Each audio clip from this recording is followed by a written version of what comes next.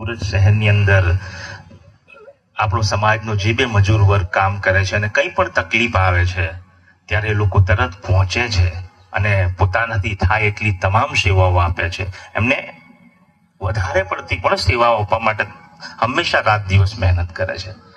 પણ મુખ્ય વિષય એ છે કે આપણે આપણા હક અધિકારોને જાણવા અને સમજવા ખૂબ જ જરૂરી છે. ને જ્યાં સુધી આપણે એ નહીં સમજી શકીએ, એ નહીં જાણી શકીએ, ત્યાં સુધી હંમેશા શોષણનો શિકાર રહીશું અને કોઈ પણ વ્યક્તિ આપણી સાથે અન્યાય કરતું રહેશે. મને ખબર છે કે બધા જ એ હક અધિકાર લોકો જાણી જશે કે સમજી જશે એવું શક્ય નથી. પણ એક નાનકડું કામ આપણે જરૂર કરી શકીએ છીએ કે એકતામાં જરૂર રહી શકીએ છીએ. યુનિટી હશે, તમારી એકતા હશે તો તમને કોઈ નહીં તોડી શકે. હું વારંવાર અમુક વાર ઉદાહરણો આપું છું, તો એ એક નાનું એક ઉદાહરણ આપીશ. ચોમાસા દરમિયાન ખાસ કરીને ગામડામાં જોવા મળે છે કીડીઓ. કદાચ પાણી વહેતું હોય ને કીડીઓ તણાતી હોય, એ કદાચ છૂટી છવાઈ 5-6 કીડીઓ પાણીમાં વહેતી હોય ને તો તણાઈ જાય. એ ક્યાંની ક્યાંય તણાઈ જાય, ડૂબી જશે ગમે તે. પણ તમે જોજો, જે ખાસ કરીને ગામડાઓમાંથી આવે છે એ લોકોએ ખાસ જોયું હશે કે કીડીનું આખું ઝુંડ જે એકબીજાની સાથે જોડાયેલું હોય છે, એકબીજા ઉપર ચડી ગયા હોય છે, એકબીજાને પકડી રાખ્યું હોય છે અને ગમે તેટલું પાણી જોરમાં વહેતું હોય તો પણ એ લોકો પાણીના વહેણ સાથે વહી વહીને ગમે ત્યાં તો કિનારે પહોંચી જ જાય છે. ગમે તે જગ્યાએ કિનારે પહોંચશે અને એની સાથે જેટલી પણ કીડીઓ છે એ બધાને કિનારે કાઢશે. કેમ? કેમ કે એ લોકો એક એકતામાં હતા. હવે આ કદાચ 100-200 કીડીઓ કદાચ છૂટી છવાઈ વહેતી હોત ને તો કોઈ કિનારે ના લાગતે, બધા અલગ થઈ જતે. પણ એ લોકો એકબીજાને પકડી રાખ્યા કે ભાઈ ગમે તે પરિસ્થિતિ થઈ જાય, મરીશું તો સાથે મરીશું, પણ પ્રયત્ન કરીએ જીવવા માટે. અને છેલ્લે જીત મેળવે છે એ લોકો અને એક કિનારા પર પહોંચી જાય છે. આ સત્ય છે, આ પ્રકૃતિનો નિયમ છે. કુદરત આપણને બધું બહુ શીખવે છે, પણ આપણે કદાચ શીખી નથી શકતા અને કદાચ જોઈએ છે તો સમજી નથી શકતા. આપણે કહીએ ને કે આદિવાસીઓ, મારા હિસાબથી હું કહું છું ને કે આજે વિશ્વની જેટલી પણ ટેકનોલોજીઓ છે ને એ આદિવાસીઓની જ દેન છે. અહીંયા કોઈ શિક્ષિત મોટા વ્યક્તિ બેઠા હશે તો વિચાર કરજો, એ આદિવાસીઓની જ દેન છે. એ આદિવાસીઓની જ શીખ પરથી આજે મહાન ટેકનોલોજીઓનો જન્મ થયો છે. એટલે હું આપણા મુખ્ય વિષય પર આવીશ કે આપણી યુનિટી જરૂરી છે. જો આપણે છૂટાછવાયા રહીશું તો આપણે તણાઈ જઈશું અને છૂટો વ્યક્તિ હંમેશા ખોવાઈ જાય છે. પણ જો એકતા બનાવીને રાખીશું તો આપણને કિનારો મળશે અને જરૂર મળશે. ને બીજી વસ્તુ એ છે કે આપણે આપણી પરિસ્થિતિ જે હતી તે કે આપણને આપણા માતા પિતાની વિકટ પરિસ્થિતિ, આર્થિક પરિસ્થિતિઓને લીધે કદાચ શિક્ષણ ના મળી શક્યું અને જેના કારણે આપણે નાની મોટી મજૂરી તરફ વળ્યા. ઠીક છે, આપણે કોઈનો વાંક નથી કાઢતા, પણ હું એક સંદેશ એટલો પણ આપવા માંગુ છું કે આપણા જે બાળકો છે ને એને મહેરબાની કરીને શિક્ષણ આપજો, ભણાવજો. હું જોઉં છું કેટલી વાર એમ કે કોઈ બી જગ્યાએ કંઈ પણ મજૂરી કાર્ય થતું હોય તો ત્યાં બાળકો પણ સાથે જ હોય છે.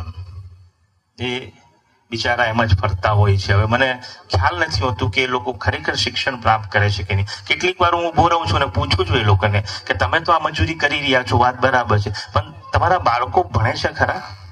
એ લોકોના જવાબ અલગ અલગ હોય છે. શું કરીએ સાહેબ, મજબૂરી છે, ઘરે કોઈ સાચવવા વાળું નથી, અમારે લઈને આવવું પડે છે. અહીંયા અમે આ દાહોદના છીએ, અમે આ ગામના છીએ, આ જિલ્લાના છીએ, પણ ઘરે કોઈ સાચવવા વાળું નથી. અમારે સુરત, અમદાવાદ, વડોદરા મજૂરી કરવા હાથે લઈને આવવું પડે. હવે અહીંયા આજે કામ કરીશું, કાલે બીજે આવીશું, કેવી રીતના બાળકોને ભણાવીએ? સમજી શકું છું તમારી વિકટ પરિસ્થિતિઓ ગંભીર છે, પણ હું એટલું જ કહીશ કે ગમે તે પ્રયત્ન કરો અને બાળકોને શિક્ષણ આપો. તમારું બાળક ભણશે, શિક્ષિત થશે તો આગળ વધશે. શિક્ષણ માત્ર નોકરી કે સારા પદ માટે જ આપણે વિચારધારા જે ઊભી કરી લીધી છે ને એ તદ્દન ખોટી છે. કેટલાય લોકો શિક્ષિત છે પણ શિક્ષિત થવું અને શિક્ષિત થયા પછી જાગૃત થવું એ વર્ગ બહુ ઓછો છે. શિક્ષણ બધા પાસે બહુ હશે, પણ જાગૃત કેટલા છે, જાગે કેટલા છે, એ વિચારવું જરૂરી છે. મારી પાસે હશે ડિગ્રી એન્જિનિયરની, હું થયો ગ્રેજ્યુએટ, પણ જો મારી સામે કંઈક ખોટું થઈ રહ્યું છે અને હું એની સામે અવાજ નથી ઉપાડતો, હું એની સામે બે શબ્દ નથી બોલતો, કે હું એની પર કોઈ પ્રકારની કોઈ પ્રવૃત્તિ નથી કરતો, તો હું શિક્ષિત નથી. એટલે હું ખાલી એટલું જ ટકોર કરું છું કે શિક્ષણથી તમે તમારી આર્થિક પરિસ્થિતિ સુધારી શકો છો બાળકોની, પણ શિક્ષણ મળશે તો એ બાળક જાગૃત પણ થશે, એ સાચું ખોટું પારખી શકશે, એને ખબર પડશે કે ક્યાં મારે ઊભું રહેવું જોઈએ અને ક્યાં ના ઊભું રહેવું જોઈએ, ક્યાં મારે સમર્થન આપવું જોઈએ અને ક્યાં મારે વિરોધ કરવો જોઈએ. તો શિક્ષણ આની પણ એક બહુ મોટી ભૂમિકા ભજવે છે. પણ આજે એવો વર્ગ બહુ મુઠ્ઠીભર છે કે જે લોકો શિક્ષિત થઈને જાગૃત છે. શિક્ષણ ડિગ્રીઓ બધા પાસે છે, પણ તમે જોજો મોઢા પર આંગળી હોય છે. શિક્ષકોએ શીખવ્યું ને કે મોઢા પર આંગળી મૂકો, તે પાઠ આજે પણ ચાલી રહ્યો છે. ડિગ્રી આવી ગઈ છે કાગળિયાઓની, પણ એ જો ભૂલ્યા નથી. મોઢા પર આંગળી મૂકો એટલે આંગળી મૂકીને આખી જિંદગી પૂરી કર્યા કરે. પણ હું એવું કહું છું કે એ શિક્ષણ નકામું છે. મારા વાતથી કોઈને તકલીફ હોય તો મને જણાવી શકે, બાકી હું સ્પષ્ટ વક્તા છું, મને કોઈ ફરક નથી પડતો. એ શિક્ષણ નકામું છે ને એવી ડિગ્રીઓ ફાડી ફેંકી દેવી જોઈએ. વાત આપણા મુખ્ય વિષય પર કરીએ, મજૂરો પર. તો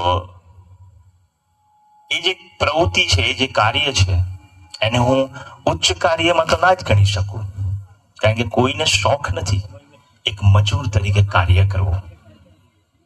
મજબૂરીઓ છે માણસની, એ વસ્તુ આખો અલગ વિષય છે. કારણ કે હું જોઉં છું કેટલીક વાર કન્સ્ટ્રક્શન બાંધકામ થતું હોય, મોટી મોટી બિલ્ડિંગો બનતી હોય અને ત્યાં જે મજૂરો કામ કરતા હોય છે, હું કહું ને ખરેખર સલામને પાત્ર છે. આટલા તાપ હોય છે, ઉનાળો હોય છે અને 35-40 ડિગ્રી જેવું સુરતનું તાપમાન હોય છે, અમદાવાદમાં તો 42 ડિગ્રી સુધી તાપમાન પહોંચતું હોય છે, અને આટલી ઊંચી બિલ્ડિંગો પર એમના શરીર પર માલ સામાન લાદેલો હોય છે અને આટલું હાર્ડ વર્ક કરતા હોય છે. અને એટલે આપણે એ જોઈએ છે, પણ જે પ્રેક્ટિકલ કરે છે ને એને ખબર છે કે એની પરિસ્થિતિ શું છે. એટલે હું તો એ લોકોને ખરેખર સલામ કરું છું. કદાચ શિક્ષણ નથી ને મજૂરી કરી રહ્યા છે, એ વાત તો બરાબર છે, પણ સાચા લડવૈયા પણ એ લોકો જ છે, એ યાદ રાખજો. આ વર્ગ જે દિવસે ખાલી એટલું વિચારી લે ને કે અમારે કામ નથી કરવું, આ દેશના જેટલા ટોપ નંબરના બિલ્ડર છે, ટોપ નંબરના ઇન્ડસ્ટ્રીયલ છે, બધા ભીખ માંગતા થઈ જાય. ગેરંટી આપું, મારો એકવાર જોરદાર તાળી. ખાલી એક વાર મજૂરો વિચાર કરે ને, કેમ કે હું કહું ને કે મજદૂરોની જે યુનિટી જો બને ને આખા દેશની અંદર, તો આ દેશના પાયા હલી જાય. ગેરંટી આપું છું. અમારી જ્યાં ભણેલા ગણેલા કોણ ગણશે? અમે 10 જણ રોડ પર બેસીશું, કોઈ નહીં ગણશે. પણ હું તમને ખાલી કહું ને કે એકવાર મજદૂર જો બેસી ગયા ને, આ જેટલા પહેલા તો બિલ્ડરો છે એ બધાના મોઢે ફીણ છૂટી જાય. સાચી વાત છે. આજે રેલવે મજૂરો તમે જુઓ, કેટલા તાપમાં લોખંડના પાટા, મટીરિયલ, એ લોકો રેલવેનો સમય પણ સાચવવાનો હોય છે, બધું સાચવવાનું હોય ને એ સમય દરમિયાન પણ એ લોકો કામગીરી કરતા હોય છે. કેટલીક વાર અમે ટ્રેનમાં મુસાફરી કરતા હોઈએ તો જોયું છે, રાત્રે 2 વાગે મજૂરી કામ ચાલતું હોય. કેમ? કેમ કે ટ્રેનનું શિડ્યુલ સાચવવું પડે, ટ્રેનના ટાઈમિંગો ખોડાવવાના જોઈએ. સવારે માણસ કે 5 વાગે કામ કરતા હોય, બપોરે કામ, કોઈ ટાઈમનું નક્કી નહીં એ લોકોનું. એ આપણા જ સમાજના મજૂરો. હવે આ બધા કહી દે અમારે નથી કરવું, કન્સ્ટ્રક્શનના મજૂરો કહી દે અમારે નથી કરવું, રસ્તા બાંધકામ જે બને છે અમારે કામ નથી કરવું, ખાણોમાંથી જે આજે કોલસો નીકળે છે, બીજી બધા જે ખનીજો નીકળે છે, એ લોકો બેસી જાય, આખું દેશનું અર્થતંત્ર છે ને 24 કલાકમાં હાલી જાય. 24 કલાકમાં. ખાલી આ લોકો 24 કલાક ખાલી કહી દે ને કે અમે 24 કલાક કામ નહીં કરીશું આખા દેશના મજૂરો, અર્થતંત્રનો ગ્રાફ આજે જો સવારે 10 વાગે જો કામ બંધ કર્યું ને બીજે દિવસે સવારે 10 વાગે અર્થતંત્રનું ગ્રાફ નીચે ડાઉન થઈ જાય. જોઈ લેજો, આ તાકાત છે મજૂરોની. પણ આપણે છે ને મજૂરી કરીએ એટલે ખાલી કેવું થઈ ગયું છે કે બસ અહીંયા કામ મળ્યું એટલે અમે કામ શરૂ કરી દીધું, અને એ કામ પૂરું થયું એટલે પાછા નવી કોઈ સાઈડ પર નવી કોઈ કામ પર નીકળી ગયા. બરાબર છે, મને ના કશું નથી. પણ મેં શરૂઆતમાં કહ્યું તેમ યુનિટી, એકતા બહુ જ જરૂરી છે. તમે પહેલા તો પોતાને સમજો, પોતાને સમજ્યા બાદ તમારી સાથેવાળાને સમજો. અંદરો અંદરની લડાઈ ત્રીજો વ્યક્તિ ઈચ્છે જ છે કે તમે અંદરો અંદર લડો, જેના કારણે તમારામાં એકતા ના આવે. અને બીજું એક સૌથી ગંભીર વાત કરું તો એ બાબતને હું એટલા માટે થોડુંક દબાણ આપું છું કારણ કે એ અતિશય થઈ રહ્યું છે, જેના કારણે બહુ તકલીફો ઊભી થઈ રહી છે. દારૂનું વ્યસન, રાઈટ? તો એમાંથી મહેરબાની કરીને બહાર નીકળો. બહુ પરિવારો તૂટી રહ્યા છે, બહુ લોકો તકલીફમાં છે. કેટલાય યુવા સ્ત્રીઓ વિધવા થઈ રહી છે. અમારા તાપી જિલ્લામાં તો 22, 23, 25 હજુ તો કદાચ કેટલીક તો 30 વર્ષની પણ યુવતીઓ નથી થઈ અને વિધવા છે. બે બાળકો છે, જવાબદારીઓ છે. એનું કારણ શું? દારૂનું અતિશય સેવન. એટલે હું એને બહુ લાંબો નહીં ચગાવવા માંગતો, નહીં તો કોન્ટ્રોવર્સી થઈ જશે આ કાર્યક્રમની પણ. કારણ કે અત્યારે એ મુદ્દો આખા દેશમાં ઉછળી ગયો, દિલ્હી સુધી ઉછળ્યા છે, ગુજરાતનું તો બરાબર. પણ ટૂંકમાં ખાલી મારે કોઈ બીજાને, ગવર્મેન્ટને કે સરકારને કે ગુજરાતને કંઈ નહીં કહેવું, મારે ખાલી મારા સમાજને કહેવું છે. એટલે જો કંઈ કોઈ કવર બી કરતું હોય તો કરી લો, વાંધો નહીં. પણ સમાજને એટલો સંદેશ આપું છું, ટૂંકમાં એમાંથી બહાર નીકળો, નહીં તો પૂરું થઈ જશે. બીજું કે ટૂંક સમયમાં આપણી સાથે કાર્યક્રમના બધા મહેમાનો પણ આવશે, એટલે આપણે એમની પણ સાંભળશું. પણ ત્યાં સુધી હું જે કંઈ તમારી સામે રજૂ કરી રહ્યો છું એ ફેક્ટ છે. મને આદત છે મોટી મોટી વાતો કરવાની આદત નથી. ફેક્ટ, જે લોકો સાથે બેઠો છું, જે લોકો સાથે ઊભો છું, એ લોકોના જ વિષયની ચર્ચા કરવી તો જ મજા આવે. એટલે મજૂરી માટે હું એટલું જ કહીશ કે તમે પહેલાં તો એકતા બનાવીને રાખો. એકતા નહીં હોય તો તમને કોઈ તમારા હક અધિકાર નહીં મળે. બીજું, શિક્ષણની પણ વાત આવી ગઈ, વ્યસનોની પણ વાત આવી ગઈ, મજૂરીની પણ વાત આવી ગઈ. હવે એક મુદ્દો એવો છે કે જે આપણા ગ્રામ પ્રત્યે, આપણા ગામડાઓ પ્રત્યેની જવાબદારીઓ, આપણા સમાજ પ્રત્યેની જવાબદારીઓ પણ જરૂરી છે. હવે તમે જોજો કેટલોક વર્ગ ગામડામાંથી નીકળીને શહેરો તરફ આવી ગયો છે.